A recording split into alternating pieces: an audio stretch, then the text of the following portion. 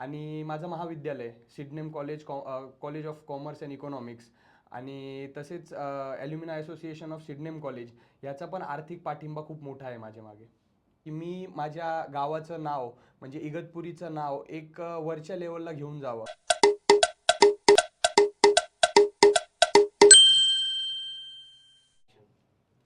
नमस्कार, मी राजेश शिंदे, 24 दिव्य महाराष्ट्र न्यूज मुख्य संपादक. माझ्या प्रेक्षकांना तर ह्या माझ्या पॉडकास्टमध्ये सर्व माझ्या प्रेक्षकांचे स्वागत. आज ह्या ठिकाणी आपल्यासोबत आपल्या भारत देशासाठी ज्यांनी मेडल घेऊन आलेले आहेत आणि युवक पिढीसाठी जे प्रेरणास्थान आहेत अशा आपल्यासोबत ह्या ठिकाणी आहेत. आपण त्यांच्याबरोबर दिलखुल्लास अशा चर्चा करणार आहोत. तर आमच्यासोबत तुम्ही शेवटपर्यंत राहा. आपल्यासोबत ह्या ठिकाणी हर्ष भाग्यशाली प्रमोद व्यास आहेत. हर्ष, तूच आमच्या प्रेक्षकांना तुझं काय इंट्रोडक्शन काय आहे ना ते तूच सांग आमच्या प्रेक्षकांना. जय हिंद. माझं नाव हर्ष भाग्यशाली प्रमोद व्यास. मी एक आंतरराष्ट्रीय पॉवर लिफ्टर आहे आणि आत्तापर्यंत भारत मातेसाठी 15 सुवर्ण पदक व 2 कांस्य पदक जिंकले आहेत. हर्ष, आम्हाला तू सांग की तू कोणता खेळ खेळतो नक्की आणि याच्यामुळे तुझी आवड कशी निर्माण झाली? मी पॉवर लिफ्टिंग हा एक स्ट्रेंथ स्पोर्ट्स आहे आणि मी हा खेळतो आणि याची प्रेरणा माझे प्रशिक्षक आहे चैतन्य भोसले सर, त्यांनी मला दिली होती आणि त्यांनीच मला पहिल्या कॉम्पिटिशनमध्ये टाकलं होतं आणि त्याच्यानंतर ते आत्तापर्यंत मी कमीत कमी 20 ते 25 कॉम्पिटिशन खेळलो आहे आणि माझ्या पाठिंबाला माझे कोच चैतन्य भोसले सर होते. आता भारत देशासाठी जे तू 5 सुवर्ण पदके जे काय मेडल घेऊन आला त्या संदर्भात जरा तू सांग.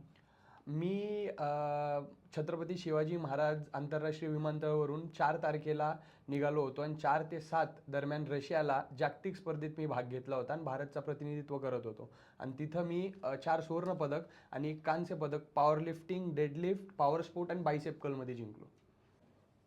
ज्यावेळी इंटरनॅशनल म्हणजे दुसऱ्या देशामध्ये तू जातो तर ऑब्वियसली तिकडची भाषा, तिकडचं राहणीमान सगळं वेगळं असतात.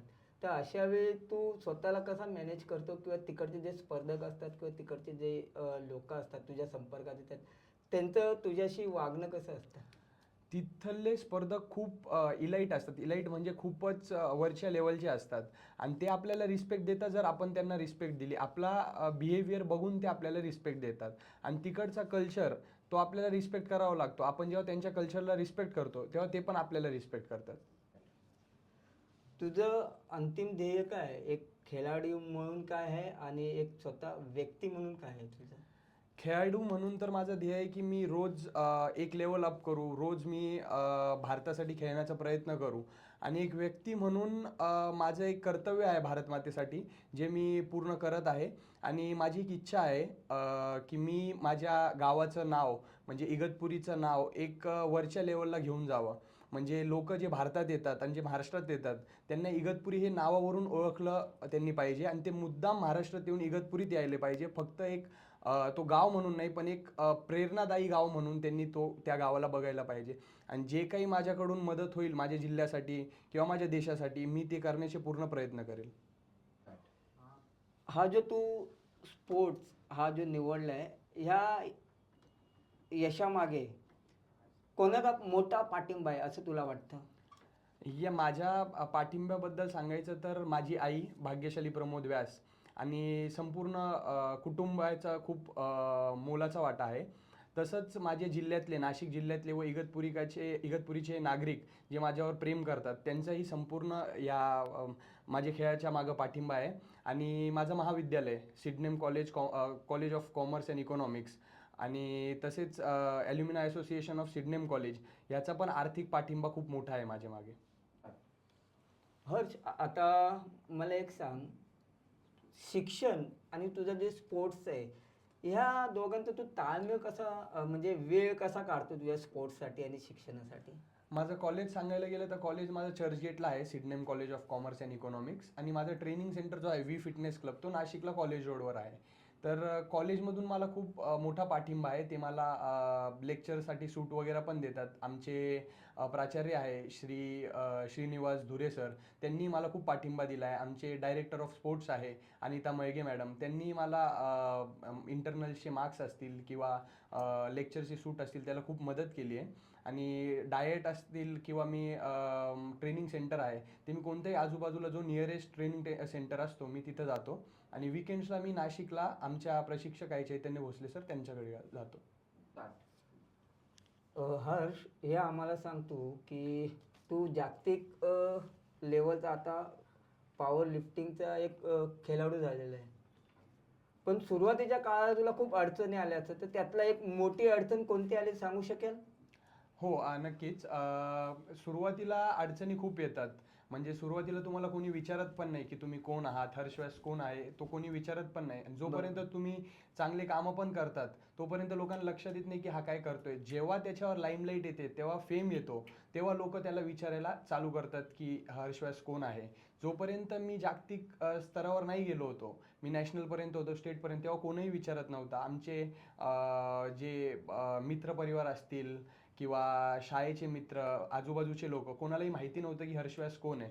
पण माझे जे अडचणी सांगायला गेलं तर अडचणी जसे शारीरिक अडचणी असतात, कधी इंजुरी होतात, कधी काय सॅक्रिफाईस असतात की आपण सोशल टाईम सॅक्रिफाईस करतो, फॅमिली टाईम सॅक्रिफाईस करतो, असे भरपूर सारे अडचणी असतात. पण जेव्हाही अडचणी येतात तर माझ्या डोळ्यासमोर छत्रपती संभाजी महाराजांचे बलिदान जे भारत मातेसाठी त्यांनी दिले होते आपल्या मातीत, ते समोर येतात. आणि त्यांच्या समोर आपले जे बलिदान आहे ते खूपच छोटे आहे असे मला वाटतात. आणि मी परत प्रेरणा घेऊन परत उठून त्याच ताकदीने लढतो. बरोबर, बरोबर. तू एक स्पोर्ट्समॅन आहे. याचा अर्थ तुझी जी शारीरिक रचना किंवा शारीरिक तुझ्या शरीर थोडक्यात तुला खूप जपावं लागतं. मग तुझं शरीर आणि तुझी मेंटॅलिटी, मानसिकता तू कशी जपतो? त्याच्यासाठी मी शारीरिक तर दिवसात 4-5 तास ट्रेन करतो. आणि जी माझी स्केड्यूल आहे ते मी कंपल्सरी 8 ते 9 तास झोपतो. आणि जेवण वगैरे जी आई मला देते ती मी जास्त प्रिफर करतो खाणं. आणि मानसिक सांगायला गेलं तर मानसिक त्रास खूप असतात. जेव्हा तुम्ही टाईम तुमचा देऊ नाही शकता कोणाला, तेव्हा मानसिक त्रास असतो. पण त्याच मानसिक त्रासासाठी मी आमचं नाशिकमध्ये गोदा घाट आहे, मी तिथं बसतो. आणि तसंच मी गंगा आरती पण करतो, तर त्याच्याने मला खूप मानसिक शांतता भेटते. तुला अनेक सुवर्ण पदक असेल, रौप्य पदक असेल, अनेक पदके तू जिंकलेला आहे स्पोर्ट्समन म्हणून. तर तुला असं अविस्मरणीय तुझा क्षण कोणता की ज्यावेळी तुला पदक मिळालं? माझे असे 2 क्षण आहेत. पहिला क्षण तर 2024मध्ये ऑक्टोबरमध्ये मला व्हिसा भेटत नव्हता युरोपचा. तर मी खूप प्रयत्न केले आणि कसा तरी मला तो व्हिसा भेटला. आणि त्याच्यानंतर जेव्हा मी छत्रपती शिवाजी महाराज विमानतळावर गेलो आणि जेव्हा मी त्या फ्लाईटमध्ये बसलो आणि ती फ्लाईट टेक ऑफ झाली, तेव्हा मला माझ्या डोक्यात आलं होतं की आत्ता मी भारत मातेसाठी खेळायला चाललो आहे.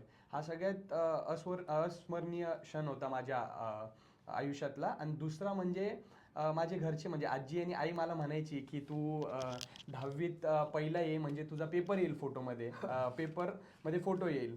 पण माझ्याकडून ते कधी शक्य झालं नाही. 10वी झाली, 11वी 12वी. तर त्याच्यानंतर मी जेव्हा हे जिंकलो होतो तेव्हा कमीत कमी 10-15 पेपर असतील किंवा टी व्ही असतील, तिथं माझी न्यूज आली, माझे फोटो आले. आणि माझ्या आईने मला तो एक पेपरचा फोटो काढून पाठवला की हे पेपरचा फोटो आला आहे तुझा. आणि त्याच्यावरून माझी आणि आईचं थोडं बोलणं झालं होतं फोनवर. तर तो पण क्षण माझ्यासाठी खूप म्हणजे आपण म्हणू शकतो इमोशनल पण होता आणि एक ड्रीम कम ट्रू पण होता. तू तरुण आहे, युवा आहे, तर तू नवीन जे जनरेशन आहे, जे युवा पिढी आहे, या युवा पिढीला काय मेसेज देऊ शकतो, काय सल्ला देऊ शकतो की त्यांनी आपल्या भारत देशासाठी काहीतरी केलं पाहिजे?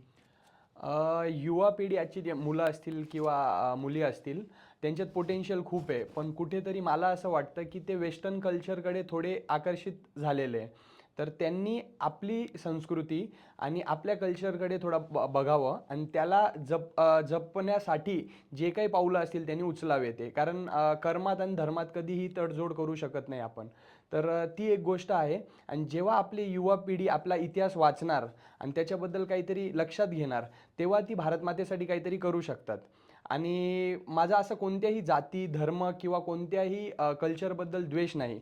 पण आपलं धर्म किंवा आपली संस्कृती आपण जपली पाहिजे. आणि दुसरी गोष्ट आहे की आजची युवा पिढी ही खूपच हुशार आहे आणि खूप पोटेन्शियल घेऊन आलेली आहे.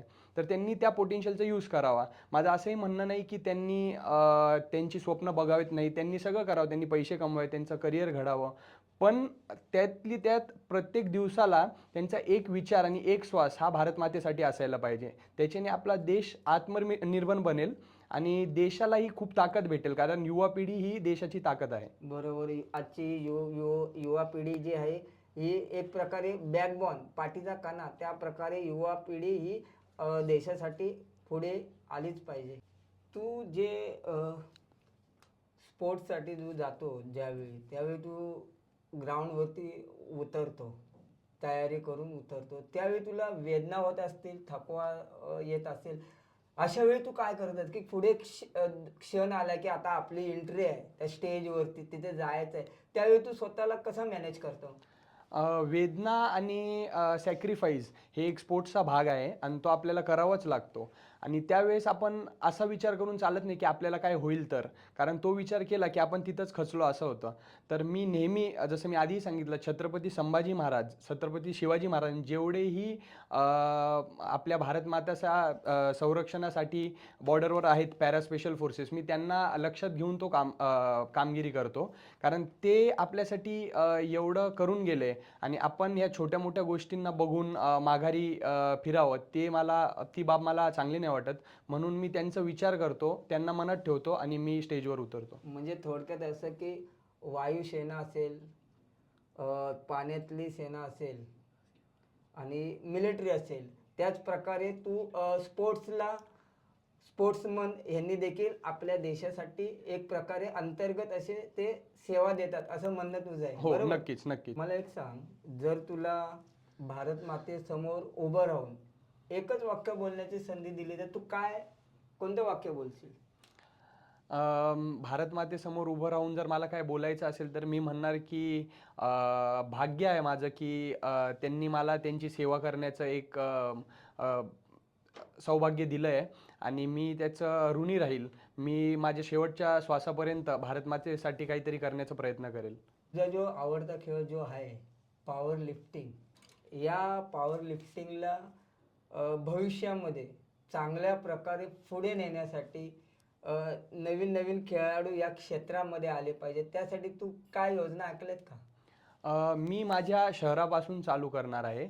मला माझ्या शहरापासून नवीन खेळाडू चालू करायचे आणि त्याच्यासाठी मी मुलांना ट्रेनिंग देणं चालू केलं आहे. माझा एक स्टुडंट पण होता, ज्यांनी आत्ताच जिल्हास्तरीय स्पर्धेत सुवर्णपदक पटकावलं आहे आणि मी तसंच प्रयत्न करतो आहे की नवीन खेळाडू यावे आणि मी त्याच्यात माझं आर्थिक बेनिफिट म्हणजे फायनान्शियल बेनिफिट काही न बघता मी एक माझा प्रामाणिक प्रयत्न असेल की मी माझ्या खेळासाठी किंवा माझ्या गावासाठी तो प्रयत्न करू. आतापर्यंत तू विजयासंदर्भातच बोलत आला, पण असं कधी झालं का की तुला विजय नाही मिळाला, अपयश आलं, अशा वेळी तू काय केलं? यश व अपयश आपल्या हातात नसतं, पण प्रयत्न करणं आपल्या हातात आहे. तर मी त्याचा विचार न करून फक्त प्रयत्न करण्याचा विचार करतो आणि जो प्रत्येक प्रयत्न आहे माझा, तोच माझा विजय आहे असं मी मानतो. म्हणजे मी आत्ता माझी सोशल लाईफ असेल किंवा पर्सनल लाईफ असेल, कॉलेज लाईफ असेल, अशी सगळी मी त्याला बाजूला ठेवून माझी जबाबदारी आहे खेळण्याची, मी ह्याला पार पाडतोय आणि तेच माझ्यासाठी विजय आहे की मी काहीतरी करतोय माझ्या मातीसाठी, तर तो माझ्यासाठी खूप मोठा विजय आहे. तर मी त्या विजय किंवा अपयश याचा विचार न करता फक्त आणि फक्त प्रयत्नाचा विचार करतो. तुझ्या आतापर्यंत जेवढी आतापर्यंत तुझ्याशी मी जी चर्चा करतो यातून मला एक गोष्ट जाणवली की तुझ्या अंगामध्ये, तुझ्या रक्तामध्ये देशभक्ती कुठून कुठून भरलेली आहे. शिक्षण, स्पोर्ट्स, ह्याच्यामधून तुझं काय पर्सनल लाईफ आहे की नाही, मनोरंजन काय आहे की नाही, तू हे सर्व कसं काय करतो, मनोरंजना संदर्भात जरा काय सांग आम्हाला. मनोरंजन जर बघायचं गेलं तर तेवढं टाईम भेटत नाही खरं तर. पण मनोरंजनसाठी मी कधी-कधी म्हणजे आता सीझन चालू आहे म्हणून कधी-कधी मी बिग बॉस हा एक शो आहे तो बघतो आणि त्याच्यानंतर मनोरंजनासाठी मी जास्त करून चहा प्यायला जातो बाहेर. त्याच्या व्यतिरिक्त काय नाही आहे मनोरंजनासाठी. लहानपणी तू की मोठा झाल्यावर स्पोर्ट्समनच होणार असा विचार केलेला का काय काय अचानक या स्पोर्ट्सकडे वळला का? मी लहान होतो तेव्हा मी म्हणजे मला माहिती नव्हतं की काय कसं असतं, तर मी आईला विचारायचो की सगळ्यात मोठं पद काय आहे आणि आपण काय करू शकतो. तेव्हा माझी आई म्हणायची की सगळ्यात मोठा पद म्हणजे पंतप्रधान असतो. अरे बापरे. तर मी तेव्हापासून आईला म्हणायचो की मी पंतप्रधान होणार. पण मोठं झाल्यावर आता मला समजलं की तो पद खूपच मोठा असतो. पण मला एक भारत मातेसाठी काहीतरी करण्याची इच्छा होती आधीपासून. आणि मला हे म्हणजे म्हणतात ना काय बाय लक किंवा कोइन्सिडेन्स मला स्पोर्ट्स हा भेटला एक माध्यम त्याच्याकडे वळण्याचं. म्हणून मी स्पोर्ट्स हा घेतला आणि त्याच्यातही माझं भाग्य एवढं चांगलं होतं की मी जागतिक स्तरावर खेळलो आणि 15 सुवर्णपदक जिंकलो माझ्या देशासाठी. आतापर्यंत आपण आणि आमचे प्रेक्षक पण बघत असतील की आतापर्यंत आपण स्पोर्ट्स संदर्भात खूप बोललोय. एक आउट ऑफ वे जाऊन एक तुला म्हणजे विचारतो की सध्या तू इगतपुरी त्या ठिकाणी तपोवन या ठिकाणी राहतो, बरोबर ना? बरोबर. आता मागील खूप मागील महिन्यामध्ये तपोवनामधले वृक्ष तोडलेले आहेत किंवा निसर्गाची हानी मोठ्या प्रकारे सुरू आहे. पाऊस केव्हाही पडतो, प्रदूषण वाढले. या संदर्भात तुझं काय मत आहे? जेवढं मी बघितलं आहे की नाशिकचे लोक पण खूप एकत्र येऊन लढत आहे त्या गोष्टीसाठी. आणि जे मला हे वाटतं की कुंभमेळा हा तर आहेच की खूप मोठा पर्व आहे, पण त्याच्यासाठी आपण आपलेच वृक्ष तोडतोय, तर ते पण एक मानव हत्या करतोय, तर ते नाही करायला पाहिजे. आणि दुसरी गोष्ट आहे, सरकारचंही म्हणणं बरोबर आहे की जागा नाही आहे, तर त्याच्यासाठी काहीतरी एक कॉमन म्हणजे म्युच्युअल पर्याय शोधला पाहिजे की तो प्रॉब्लेम सॉर्ट होईल आणि वृक्ष कापायला नाही पाहिजे, हा माझा पर्सनल मत आहे. बरोबर. कॉलेजला तर तू जातो, आउट ऑफ स्टेशन स्पोर्ट्ससाठी तू जातो. तुझे म्हणजे जागतिक दौरे असतात. तर अशामध्ये कधी घरामध्ये किंवा तुला असं कधी वाटलं नाही की सध्या आपल्या लग्नाचं वय होत चाललंय, लग्न करावं? ते मी तो मुद्दा मांडत नाही. घरचे कधी कधी म्हणतात, ते तर आपण म्हणतो की एक जोक पार्ट असतो तो, त्याच्यासाठी म्हणतात. पण अजून मी काही विचार केला नाही त्याच्याबद्दल, कारण माझा आत्ता फोकस करिअर आहे. तर मी त्याच्याबद्दल विचार केला नाही, कारण लग्न तर होत असतात, तर सगळ्यांचेच लग्न होत आहे, ते खूप सोपी गोष्ट झाली आहे. पण मला काहीतरी माझ्या आधी माझ्या देशासाठी काहीतरी करायचं आहे आणि मग मी त्याचा विचार करीन. बरोबर. पुढील वाटचाल तुझी कशी असेल? कोणतं अजून तुला असं वाटतं की आपल्याला देशासाठी कोणतं मेडल घेऊन यायचं, असं काय आहे? स्पोर्ट्स तर माझी शेवटपर्यंत खेळण्याची इच्छा असेलच. पण माझा आहे एक जो स्वप्न आहे की मला माझ्या गावासाठी आणि माझ्या महाराष्ट्राच्या मातीसाठी काहीतरी करायचं आहे. काहीतरी डेव्हलपमेंट करायची आहे इगतपुरीसाठी. आणि त्याचा मी प्रयत्न करतो आहे. पुढील 5 वर्षात मी काही ना काही प्रयत्न करून त्या मातीला माझं एक छोटीशी भेट म्हणून मी काहीतरी करणार आहे. आणि प्रयत्न करणार की माझ्यामुळे माझं गाव हा वरती यावं. तर ते प्रयत्न असतील आणि स्पोर्ट्समध्ये मी अजूनही जागतिक स्पर्धा खेळत राहणार आहे आणि एकदा वर्ल्ड रेकॉर्ड हा अटेम्प्ट करणार आहे. तुझ्या या भविष्यातल्या वाटचालीसाठी 24 दिव्य महाराष्ट्र न्यूज आमच्या या पॉडकास्टच्या माध्यमातून तुला हार्दिक शुभेच्छा. अ, तुम्ही सगळ्यांनी वेळ दिल्याबद्दल धन्यवाद. आणि राजेश काका शिंदे यांनी मला इथं आमंत्रित केल्याबद्दल त्यांची मनपूर्वक आभार. आणि मी चांगलं काम करत राहील आणि तुम्हाला असंच काही ना काही प्रेरणादायी काम तुम्हाला बघायला भेटेल भविष्यात. धन्यवाद. वंदे मातरम. जय तू भारतम. सर्वात पहिलं माझे जे प्रेक्षक आहेत, प्रेक्षक वर्गांना माझ्यातर्फे धन्यवाद. तुम्ही इतका वेळ आमचं हे पॉडकास्ट पाहत होता. भविष्यामध्ये अशाच प्रकारे जे महाराष्ट्रातले मुंबईमधले मोठे व्यक्तिमत्व आहेत त्यांना ह्या ठिकाणी आम्ही चर्चेसाठी येणार. त्यासाठी तुम्ही आमच्या चॅनलला सबस्क्राईब करा, बेल आयकॉन क्लिक करा. धन्यवाद.